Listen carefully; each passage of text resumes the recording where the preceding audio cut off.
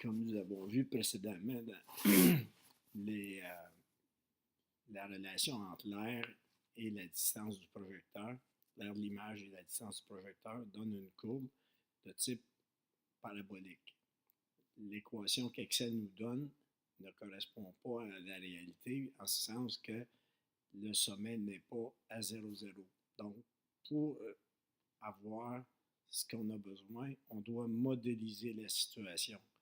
Excel travaille avec beaucoup plus de précision. Il ne sait pas qu'on est dans une expérience. Il ne sait pas qu'on a des incertitudes de ces mesures.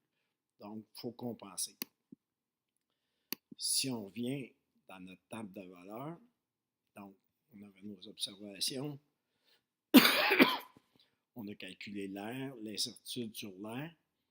Maintenant, comme on a une équation qui est du type y est égal à x carré, donc une parabole centrée à l'origine, la valeur de a, qui est une constante, représente y divisé par x carré. Dans notre situation, c'est l'air, est égal à une constante fois la distance au carré. Cette constante-là, sa valeur, c'est l'air divisé par la distance au carré.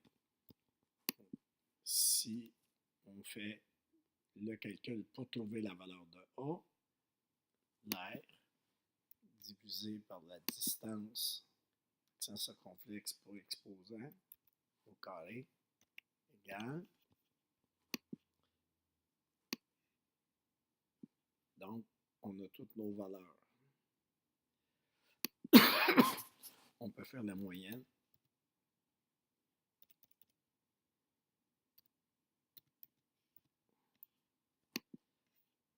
Sélectionne nos données. On peut maintenant trouver l'incertitude de cette valeur-là. Une grande parenthèse. Max, petite parenthèse, je sélectionne mes données. Point, min, petite parenthèse, je sélectionne les données.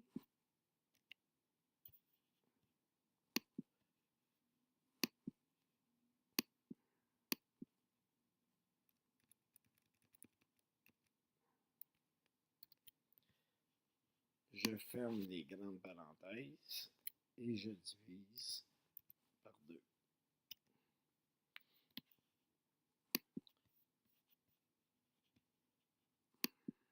Je garde seulement le premier chiffre significatif.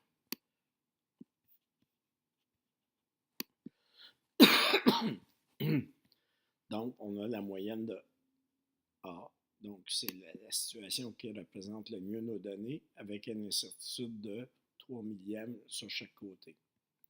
On peut maintenant calculer l'air selon notre modèle. Notre modèle, c'est qu'on a trouvé une valeur de A qui correspond en moyenne à l'ensemble de nos données. Donc, ici, on peut calculer, faire ce qu'on a ici. Donc, calculer la valeur de A modélisée. On connaît la valeur de petit a. On a multiplié par la distance au carré. Donc, la valeur de A. Maintenant, comme ça n'est pas une variable, mais une constante, il faut lui donner le signe de pièce pour dire que c'est une constante. Fois la distance, accent circonflexe pour le carré, l'exposant carré. On calcule les autres valeurs. Donc, dans un premier temps, on peut arrondir nos valeurs. On va les donner comparables à ceux-là. Donc, les 3 derniers, ils sont juste avec 2 chiffres significatifs.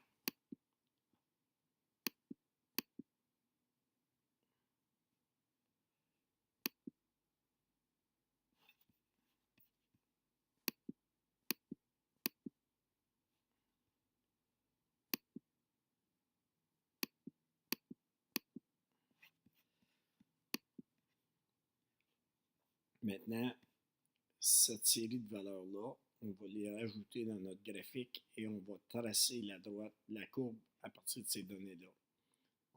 On retourne dans le graphique. On a notre première courbe qui correspondent aux mesures. Si on les sélectionne les données, la première série, elle correspondait à nos mesures. Maintenant, on va ajouter une deuxième série, on va dire modéliser.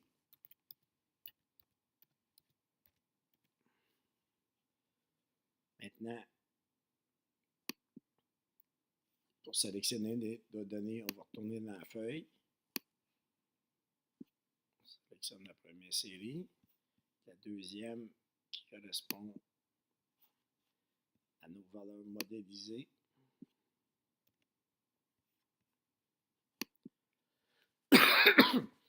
Comme on voit maintenant, on a deux séries de points, nos mesures et nos valeurs modélisées.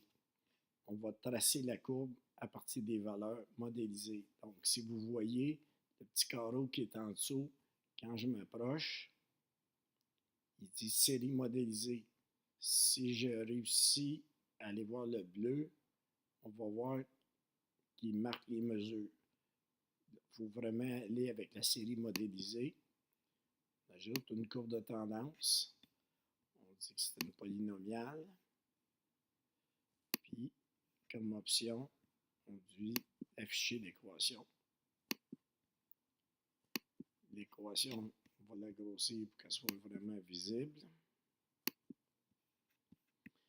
Le Y correspond à l'air. Le X à la distance. Maintenant, comme Excel travaille avec 16 décimales, ben, à la 15e décimale, il s'est aperçu qu'il y avait un 3. Donc, pour nous autres, cette valeur-là, elle est excessivement petite. Donc, on peut tout simplement l'enlever. On revient à notre équation qui correspond maintenant à notre valeur. Il y a une chose qu'on peut faire. On peut aller chercher le format puis dire de reculer de 1. Donc, on voit que notre courbe passe vraiment à l'origine. Le sommet est à l'origine. Si, par la suite, on peut tout réorganiser notre graphique en faisant les dispositions du graphique, le titre des axes, les légendes, les étiquettes de données.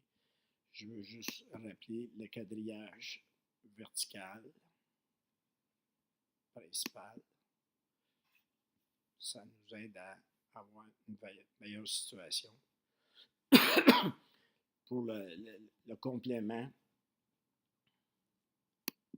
ici, il y a mis une valeur négative, on peut aller l'enlever.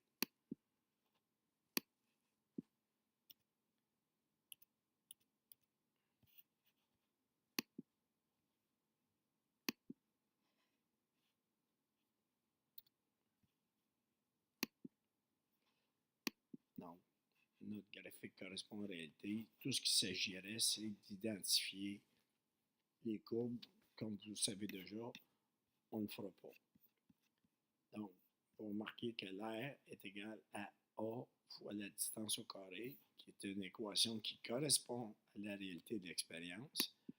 Maintenant, notre A, on l'a calculé. C'est valeur modélisée. Si on regarde la comparaison, on voit que nos données se rapprochent énormément des valeurs calculées, si bien que quand on les met sur le graphique, ils sont les unes par-dessus les autres. Donc, situation modélisée est généralement pour voir tout le temps nécessaire chaque fois qu'on a affaire à une courbe.